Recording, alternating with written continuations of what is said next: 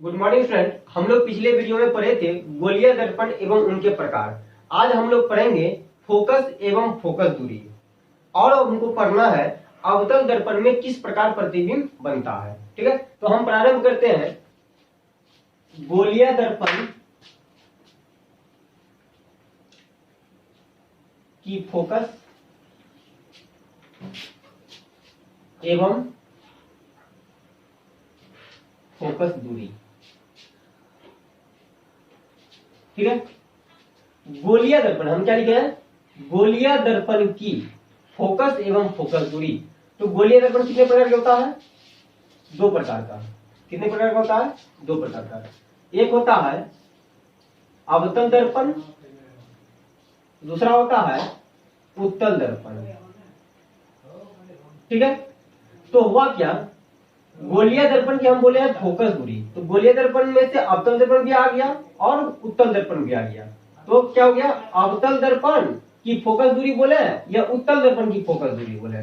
ठीक है, क्या अवतल दर्पण की हम फोकस दूरी बोले या उत्तल दर्पण की हम फोकस दूरी बोले, तो दोनों का फोकस दूरी क्या होगा, एक समान होगा और परिभाषा भी इनका क्या होगा, एक समान होगा। ठीक है, तो हम लोग चलते हैं फोकस और फोकस दूरी पर। ठीक है, देखो हम बताए थे कि अवतल दर्पण जो है, हम किसी कांच के खोखले गोले के बाहरी भाग को अगर हम कलई करते हैं, इस तरह से हम बाहरी भाग को हम कलई कर देते हैं, तो यह जो दर्पण हुआ यह अवतल दर्पण हुआ। कौन सा दर्पण हुआ?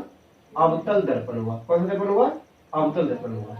और हम बताए थे कि जब हम किसी कांच के खोखले गोले के भीतरी भाग को कलई करते हैं, इसको उल्टा कर दो इस तरह से, भीतरी भाग को जब हम कलई करेंगे तो यह जो दर्पण होगा यह क्या होगा, मेरा उत्तल दर्पण होगा। यह क्या होगा, मेरा उत्तल दर्पण होगा। ठीक है, तो कल हम बताए थे कि दर्पण के बीच की बिंदु को हम ध्रुव बोले थे। क्या बोले थे? ध्रुव बोले थे, टी ना। तो इस दर्पण में भी बीच का बिंदु होगा, इसको भी हम क्या बोलेंगे, पी बोलेंगे। इसको भी हम क्या बोलेंगे, पी बोलेंगे। ठीक है, अब देखो यह इधर क्या है, इधर क्या है, झुका हुआ है, इधर हमने खाली है ना। तो समझ लो कि गोला जो बना होगा इस तरह से बना होगा, खोखला गोला जो बना होगा इस तरह से बना होगा। तो इस दर्पण का केंद्र इधर होगा, ये मेरा केंद्र हो गया। केंद्र और ध्रुव को मिलाने वाली जो रेखा होती है, ये जो रेखा है, इस रेखा को हम बोले थे प्रधान अक्ष। क्या बोले थे? प्रधान अक्ष। यह दर्पण देखो इधर झुका हुआ है, इधर खोखला से लग रहा है, इसलिए यह जो गोला बना होगा इस तरह से बना होगा, यह गोला इस तरह से बना होगा। तो इस दर्पण का जो केंद्र होगा इधर होगा, ये सी हो गया। केंद्र और ध्रुव को जब हम मिलाएंगे तो इस रेखा का नाम हो जाएगा प्रधान अक्ष। क्या हो जाएगा? प्रधान अक्ष हो जाएगा। ठीक है, अब देखो वक्रता केंद्र और ध्रुव के बीच में एक बिंदु होता है जो आधा है। ये क्या है? इस दोनों का क्या होता है? आधा। सी और पी के बीच की दूरी जितनी होगी उसकी आधा, मतलब मध्य में, इस दोनों के बीच की जो दूरी होगी उसके मध्य में एक बिंदु होता है। इसी बिंदु को हम बोलते हैं एफ। इसी बिंदु को हम क्या बोलते हैं? एफ। एफ माने फोकस, एफ माने फोकस। ठीक है, अब इसको परिभाषित हम लोग कैसे करेंगे, देखो इधर तो कलई नहीं किए हैं, नहीं किया ना, तो प्रकाश किरण जो आएगी इधर से ही आएगी, इधर से, इधर से, इधर से आएगी, इधर से आएगी, इधर से प्रकाश किरण इधर से आएगी ना। इधर कलई नहीं किया है तो प्रकाश किरण इधर से आएगी, इधर से आएगी ना, प्रकाश किरण इधर से आएगी। ठीक है, तो बोलना है कि जब प्रकाश की किरण अनंत से, कहां से? अनंत से। अनंत हम बोलते हैं उसको जो हमसे बहुत दूर में है ना, बहुत दूर। सूर्य हम लोग से क्या है? बहुत बहुत ही दूर में ना, तो हम इसको क्या बोलेंगे? अनंत। तो याद रखना है, जब प्रकाश की किरण अनंत से आती है, कौन सा आती है? अनंत से आती है, तो वह दर्पण का जो प्रधान अक्ष है, ये वाला जो है, ये वाला जो है, ये प्रधान अक्ष हुआ। ये क्या हुआ? ये प्रधान अक्ष हुआ ना। तो दर्पण का जो प्रधान अक्ष है उसके क्या होता है? समांतर होता है। क्या होता है? समांतर होता है। ठीक है, तो क्या मान लेते हैं ये बहुत दूर से प्रकाश किरण आ रही है, मान लो यहाँ से एकदम आ रही है, यहाँ से आ रही है, ये बहुत दूर से प्रकाश किरण आ रही है, तो यह प्रधान अक्ष का क्या हो गया, ये किरण समांतर हो गया। समांतर का मतलब दो किरणों के बीच, यह प्रधान अक्ष और किरणों के बीच की दूरी क्या होनी चाहिए, समान होनी चाहिए। तो ये क्या हो गया, समांतर आ गया। कहां आ गया, तो दर्पण पर आपतित हो गया।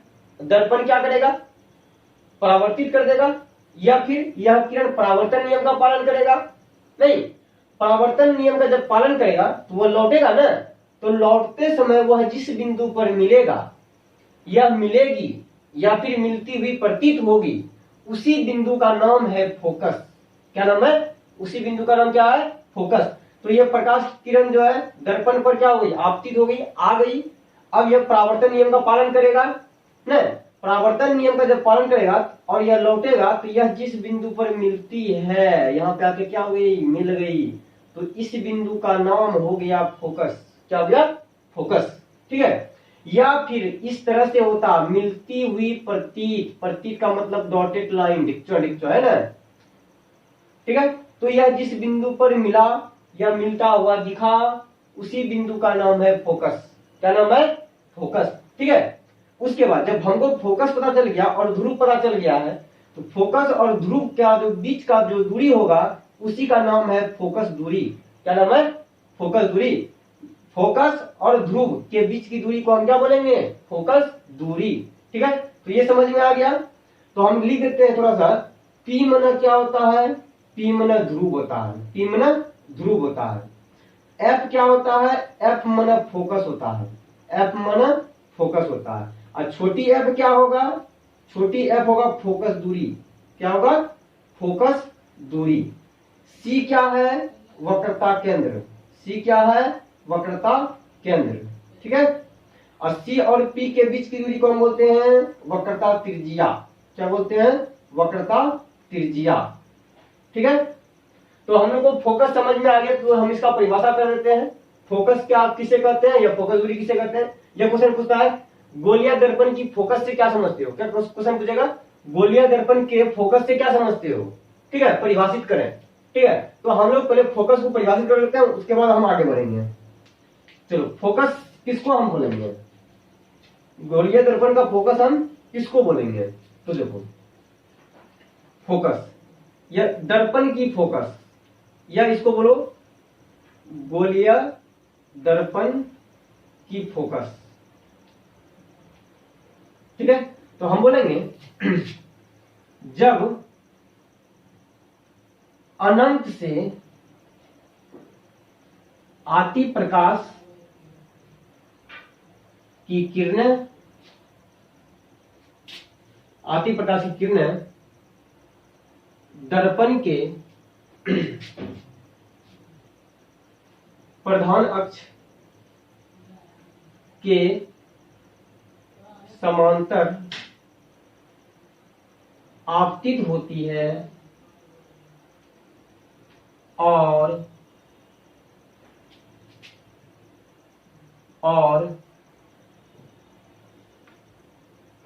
दर्पण से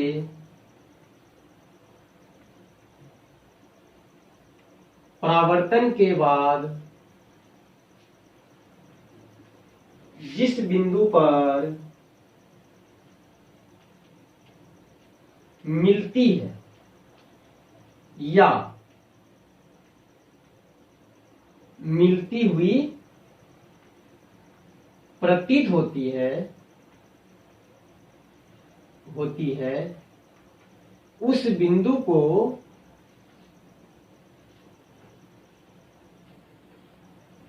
गोलियां दर्पण की फोकस कही जाती है, फोकस कही जाती है। इसे कैपिटल एफ से सूचित किया जाता है, सूचित किया जाता है। ठीक है, एक शब्द आ जाता है उसमें बचा है फोकस दूरी, माने गोलीय दर्पण की फोकस दूरी। ऐसे हम सिर्फ लिखते हैं फोकस दूरी। क्या लिखते हैं, फोकस दूरी। तो बोलना है गोलीय दर्पण की फोकस एवं ध्रुव के बीच की दूरी को दर्पण की फोकस दूरी कही जाती है। इसे स्मॉल f से सूचित किया जाता है। ठीक है, तो हम लोग को समझ में आ गया फोकस एवं फोकस दूरी। ठीक है, अब हम लोग देख रहे हैं कि दर्पण जो है दो प्रकार का है, एक अवतल दर्पण है, एक क्या है, उत्तल दर्पण है। इस दोनों में प्रतिबिंब कैसे बनता है। ठीक है, तो हम लोग चलते हैं अवतल दर्पण में प्रतिबिंब कैसे बनता है। ठीक है, तो अभी हम सीखेंगे प्रतिबिंब कैसे बनेगा। दोनों दर्पण पढ़ेंगे बट बारी बारी से पढ़ेंगे दोनों दर्पण के लिए।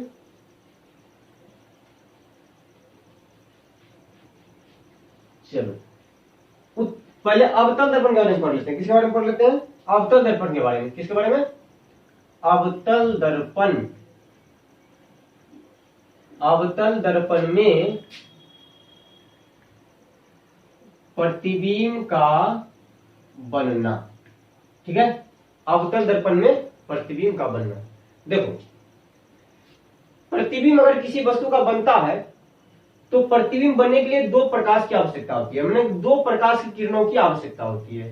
ठीक है, तो देखते हैं हम कैसे कैसे किरण आएगी और किस प्रकार प्रतिबिंब बनता है। पहले तो है अवतल दर्पण। ठीक है, पहले अवतल दर्पण का चित्र बना लेते हैं। एक अवतल दर्पण का चित्र बना लेते हैं, बहुत बड़ा सा इस तरह से बना लिए और बाहर वाला भाग को क्या किए, रंग दिए। क्या कर दिए, रंग दिए। ठीक है, नाम डाल दिए एक्स वाई। इसके जो बीच का बिंदु होगा वह मेरा होगा ध्रुव। क्या होगा, ध्रुव। टी आगे हम लिख दिए थे। अब इधर झुका हुआ है, इधर क्या है, इधर से गड्ढा लग रहा है ना, तो समझ लो गोला इधर है। ठीक है, अर्धगोला इस टाइप से इस तरह से बना हुआ था। ठीक है, तो इसका वक्रता केंद्र इधर होगा। थोड़ा बड़ा बड़ा ही बनाते हैं, ये वक्रता केंद्र हो गया। वक्रता केंद्र और ध्रुव को मिला देते हैं। नहीं, इस दोनों को क्या किए, मिला दिए। तो इसका नाम क्या हो गया, इसका नाम हो गया प्रधान अक्ष। क्या हो गया इसका नाम, नाम लिखते चलना है प्रधान अक्ष। क्या हो गया, प्रधान अक्ष। अभी हम बताए थे वक्रता केंद्र और ध्रुव के बीच में एक बिंदु होता है, उस बिंदु का नाम बताए एफ। क्या बोले, एफ। ठीक है, कंडीशन समझो पहले। क्या लग रहा है, कंडीशन हम लोग को समझना है कि वस्तु को हम कहां कहां रखें, क्योंकि प्रतिबिंब जो बनेगा वह किसका बनेगा, वस्तु का। प्रतिबिंब किसका बनेगा, वस्तु का। ठीक है, चाहे वस्तु के रूप में कुछ भी हो, जानवर हो, छिपकली हो, चूहा हो, जो भी हो वह भी वस्तु है। तो प्रतिबिंब बनेगा किसका, वस्तु का। ठीक है, तो वस्तु को हम किस किस कंडीशन में रखेंगे और प्रतिबिंब मेरा क्या सब बनेगा, नहीं तो उसके बारे में हम देखते हैं। तो देखो हम स्टार्ट करेंगे अनंत से। कहां से स्टार्ट करेंगे, अनंत से। 4-5 पॉइंट याद रखना है, देख लेते हैं। एक अनंत, क्या पहला क्या देखना है, अनंत। यानी कि वस्तु को जब हम रखेंगे वह कहां रखेंगे, पहले अनंत। तो अनंत सी के बाद क्या है, अनंत ही है। सी के बाद क्या है, अनंत ही है। मतलब इससे बाहर जितना भी बहुत दूर में रखेंगे अनंत हो जाएगा। ठीक है, क्या होगा, इससे बहुत बहुत दूर में रख दिए जहां से दिखाई ना पड़े, उस वहां जब वस्तु रहेगा उसको हम क्या बोलेंगे, वह अनंत पर है वस्तु। कहां है, वस्तु अनंत पर है। ठीक है, उसके बाद हम डिस्टेंस थोड़ा कम करेंगे, अनंत और सी के बीच में लेके आएंगे। अनंत और सी मतलब थोड़ा सा इधर बढ़ा दिए। ठीक है, अगर वस्तु यहाँ पे है, यहाँ पे है वस्तु, तो हम क्या समझेंगे, इधर तो और जाएंगे तो अनंत हो गया। ठीक है, और इधर आगे बढ़ेंगे तो ये क्या हो गया, वक्रता केंद्र हो गया। तो वस्तु कहां हो गया, अनंत और वक्रता केंद्र के बीच में। वस्तु कहां हो गया, अनंत और वक्रता केंद्र के बीच में। ठीक है, दूसरा कंडीशन क्या हो जाएगा, अनंत एवं वक्रता केंद्र, वक्रता केंद्र के बीच। ठीक है, अब वस्तु को थोड़ा सा और उधर लेके जाएंगे, खिसकाएंगे तो आ जाएगा कहां, वक्रता केंद्र पर। कहां पे, वक्रता केंद्र पे। तो हम बोलेंगे जब वस्तु क्या हो, वक्रता केंद्र पर हो। कहां पे हो, केंद्र पर हो, ठीक है, वक्रता केंद्र पर हो। अब वस्तु को थोड़ा सा और लेके जाएंगे तो सी है, इससे थोड़ा बीच में लेके आ लो तो क्या हो जाएगा, ये सी और एफ के बीच में, मतलब वक्रता केंद्र और फोकस के बीच में वस्तु को कहां रखना पड़ेगा, वक्रता केंद्र एवं फोकस के बीच में, ठीक है, यहां दोनों के बीच में रखेंगे। वस्तु को और आगे बढ़ाएंगे, फोकस पे लेके आ जाएंगे तो वस्तु को कहां रखेंगे, फोकस पर। कहां रखेंगे, फोकस पर। कहां रखेंगे, वस्तु को फोकस पर। फोकस से और उधर लेके जाएंगे दर्पण के इधर, तो फोकस और ध्रुव के बीच में कहां रखेंगे, फोकस और ध्रुव के बीच में, फोकस एवं ध्रुव के बीच, कहां, फोकस एवं ध्रुव के बीच। और वस्तु को खिसकाएंगे दर्पण पर तो डायरेक्ट कहां आ जाएगा, ध्रुव पर। कहां आ जाएगा, ध्रुव पर। 7वां नंबर कहां आ जाएगा, ध्रुव पर, ठीक है। तब देखो कितना कंडीशन हुआ, 1 2 3 4 5 6 7। दर्पण में प्रतिबिंब जो बनता है वह 7 स्थिति में, मतलब 7 कंडीशन में बनता है। वस्तु जहां जहां रखेंगे, अब मन में आता होगा कि सर बीचे में क्यों रख रहे हैं, यहां भी रखेंगे तो कोई दिक्कत नहीं है, प्रतिबिंब वहीं बनेगा जहां बनना होगा। यहां भी रखेंगे तो वही होगा जो कंडीशन सी के बाहर होना चाहिए, ठीक है। तो अभी हम सबको बारी बारी से पढ़ेंगे, अनंत पे पढ़ेंगे, अनंत और वक्रता केंद्र के बीच पढ़ेंगे, वक्रता केंद्र पर पढ़ेंगे, वक्रता केंद्र और फोकस के बीच पढ़ेंगे, फोकस पर पढ़ेंगे, फोकस एवं ध्रुव के बीच में पढ़ेंगे, उसके बाद ध्रुव पे पढ़ेंगे। इसी प्रकार से हम उत्तल दर्पण के लिए भी पढ़ेंगे। ये तो अवतल दर्पण हुआ, इसी प्रकार से हम क्या करेंगे, उत्तल दर्पण के लिए भी पढ़ेंगे। तो एक दो टॉपिक इसमें देख लेते हैं, फिर जो है अगला क्लास में देखेंगे। तो देखो हम वस्तु को रख लेते हैं अनंत पर। कहां रख लेते हैं, वस्तु को अनंत पर रख लेते हैं, ठीक है। इसे को मिटाते हैं, जल्दी पाटा है, यहाँ देखो वस्तु को हम कहां रख लेते हैं, अनंत पर।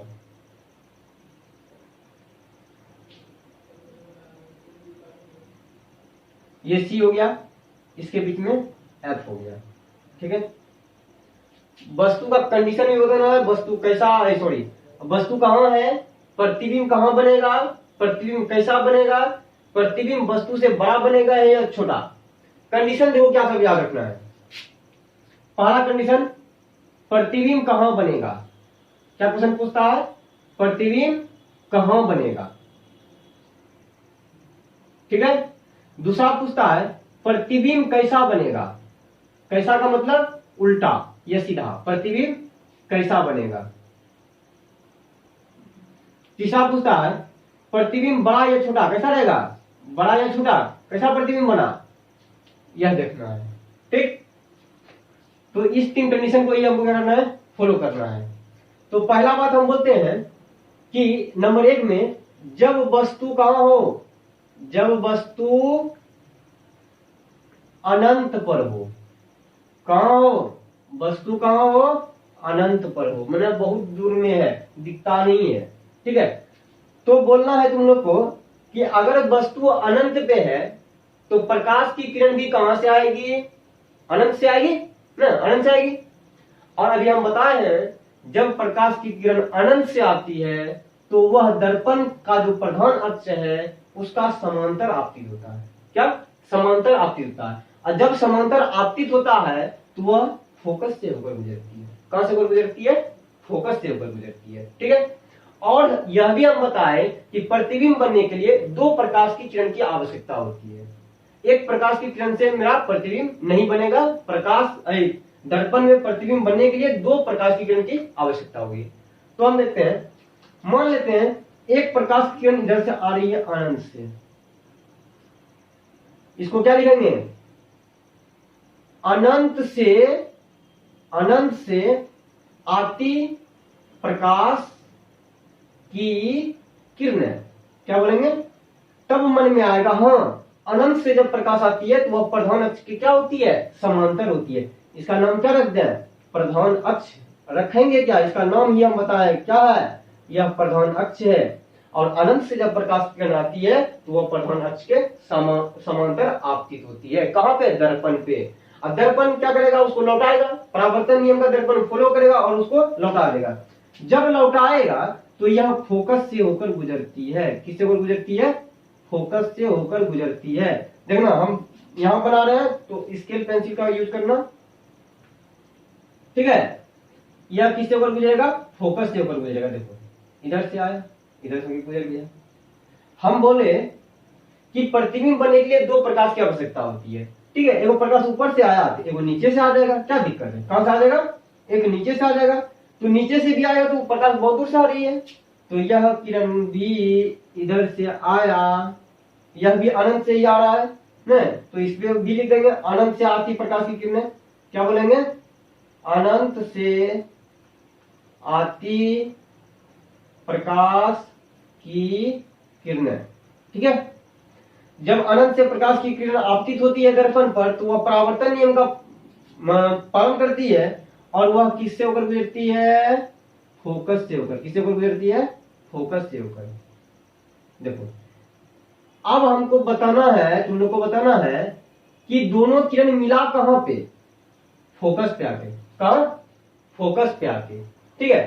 तो जब दो किरणें, सॉरी, जहां दो किरणें मिलेगी वही मेरा वस्तु का क्या हो गया, प्रतिबिंब, वही मेरा क्या हो गया, वस्तु का प्रतिबिंब, ठीक है। तो देखो अनंत से प्रकाश की किरण आ रही थी, प्रधान अक्ष का समांतर हुआ और वह फोकस से होकर गुजर गया।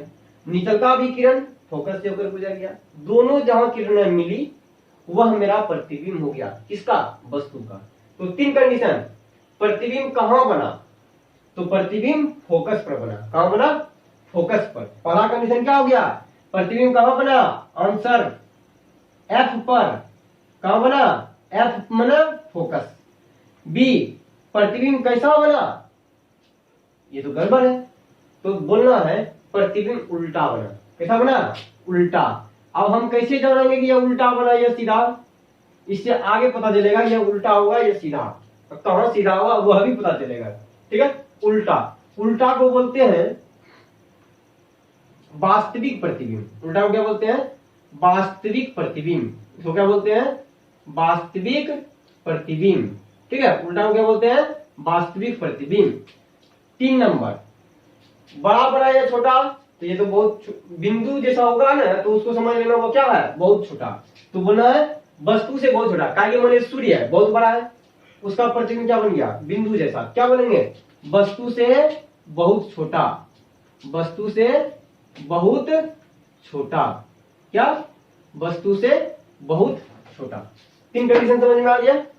अगर क्वेश्चन पूछेगा जब प्रकाश की किरणें अनंत से दर्पण के प्रधान अक्ष के समानांतर आपतित होती है और वह दर्पण से परावर्तन के बाद किससे होकर गुजरेगी, फोकस से होकर, ठीक है। अगर क्वेश्चन बोलेगा कि अवतल दर्पण के सामने वस्तु को अनंत पर रख दिया जाए तो उसका प्रतिबिंब कहां बनेगा, एफ पर, कहां बनेगा। तीसरा क्वेश्चन पूछेगा जब वस्तु अनंत पर हो तो दर्पण में प्रतिबिंब कैसा बनेगा, उल्टा। कैसा बनेगा, उल्टा, ठीक है। अगर पूछेगा जब वस्तु अनंत पे हो तो अवतल दर्पण में प्रतिबिंब कितना बड़ा बनेगा, तो बड़ा तो बनेगा नहीं, क्या बनेगा, बहुत छोटा। क्या बनेगा, बहुत छोटा। 3 क्वेश्चन हो गया। अब इसके बाद हम लोग आ जाते हैं, अनंत कर लिए तो अनंत के बाद हमको क्या मिलेगा, वक्रता केंद्र। क्या मिलेगा, वक्रता केंद्र, ठीक है। तो इसको मिटाते हैं। अब हम बोलेंगे जब वस्तु कहां हो, अनंत एवं वक्रता केंद्र पर, कहां, वक्रता केंद्र पर, ठीक है। तो देख लेते हैं, इसमें भी वही 3 कंडीशन रहेगा जो कि वस्तु अनंत पे था तो लागू हुआ था, ठीक है। इसमें भी वही हाल होगा। तो इसके लिए भी हम अवतल दर्पण बना लिए, बाहर कलई करते हैं, कर लिए, बाहर कलई कर लिए, ये x हो गया, ये क्या हो गया, y हो गया। इसके बीच के बिंदु को हम ध्रुव बोलते हैं, ध्रुव कर लिए। यह जो अंदर से धसा हुआ है इसलिए इसका गोला किधर होगा, इधर होगा, तो वक्रता केंद्र भी इधर ही होगा, ठीक है। इसको मिला दिए, इसको थोड़ा सा बढ़ा लो। क्यों बढ़ा लिए कि हम बोल रहे हैं कि जब वस्तु का हो अनंत एवं वक्रता केंद्र, अनंत इधर हो गया, इधर अनंत हो गया, यहाँ पे क्या हो गया, वक्रता केंद्र, इस दोनों के बीच में रखना है, ठीक है। इसके बीच की बिंदु को हम क्या बोले थे, फोकस। क्या बोले थे, फोकस, ठीक है। हम वस्तु को यहां पे रख लेते हैं, वस्तु को इस जगह हम रख लिए, ठीक है। वस्तु को कहां रख लिए, इस जगह हम रख लिए, ठीक है। तो हम बोले कि प्रतिबिंब बनने के लिए दो प्रकाशित किरण की आवश्यकता होती है। ठीक है, दो प्रकाशित किरण की आवश्यकता होती है। पहले एक प्रकाशित किरण को माथा से लेके जाते हैं, इसके माथा से। मान लो कि अनंत से आ रही है प्रकाशित किरण, कहां से आ रही है? अनंत से आ रही है। ठीक, जब अनंत से आएगी प्रकाशित किरण तो वह प्रधान अक्ष के कहां होगा? समानांतर आपतित होगा। माथा के ऊपर से बहुत दूर से आ रहा है, यह गुजरेगा किधर से होकर? यह जो है फोकस से होकर गुजरेगा। कहां से होकर गुजरेगा? फोकस से होकर गुजरेगा। यह गुजर गया फोकस से होकर, गुजर गया फोकस से होकर। ठीक है, परावर्तन नियम का पालन किया और फोकस से होकर क्या हो गया? और एक प्रकाश की किरण जो है वह वक्रता केंद्र से होकर जाएगी। कहां से जाएगी? वक्रता केंद्र से होकर जाएगी। यहां देखो,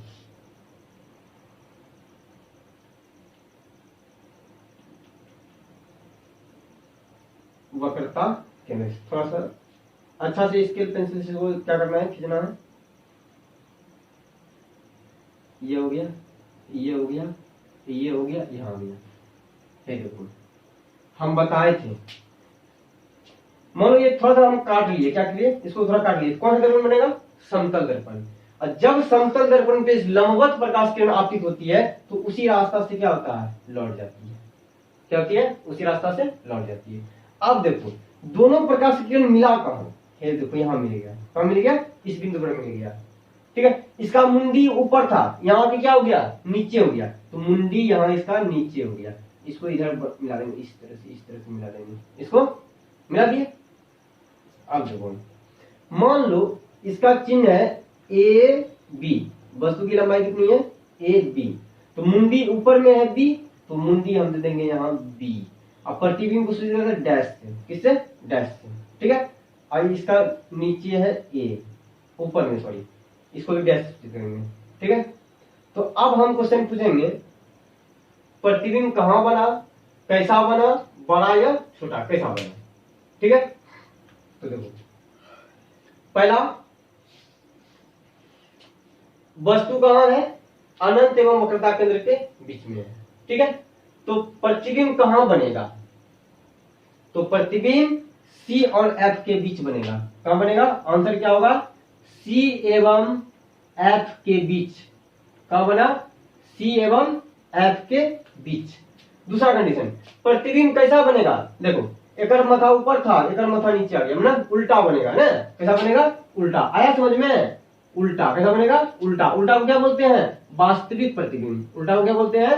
वास्तविक प्रतिबिंब। क्या बोलते हैं? वास्तविक प्रतिबिंब। सी नंबर, बड़ा बनेगा या छोटा? गौर से देखो, अगर बहुत बड़ा पेज में बनाओगे पता चल जाएगा। यह देखो बड़ा है, यह क्या है? छोटा है। तो बहुत छोटा नहीं है, लेकिन क्या है? छोटा है। तो हम बोलेंगे क्या? वस्तु से छोटा। क्या बोलेंगे? वस्तु से छोटा। क्या बोलेंगे? वस्तु से छोटा। क्या बोलेंगे? वस्तु से छोटा। ठीक है, तो क्वेश्चन इसमें भी 3 का ऑब्जेक्टिव हो गया। क्या पूछा क्वेश्चन? जब वस्तु अनंत एवं वक्रता केंद्र के बीच हो तो अवतल दर्पण में प्रतिबिंब कहां बनेगा? C एवं F के बीच। फिर क्वेश्चन पूछेगा, जब वस्तु अनंत एवं वक्रता केंद्र के बीच हो तो अवतल दर्पण में प्रतिबिंब कैसा बनेगा? उल्टा एवं वास्तविक। फिर तीसरा क्वेश्चन पूछेगा, जब वस्तु अनंत एवं वक्रता केंद्र के बीच हो तो अवतल दर्पण में प्रतिबिंब कैसा, कितना बड़ा बनेगा? बड़ा बनेगा या छोटा? तो वस्तु से क्या बनेगा? छोटा बनेगा। ठीक है,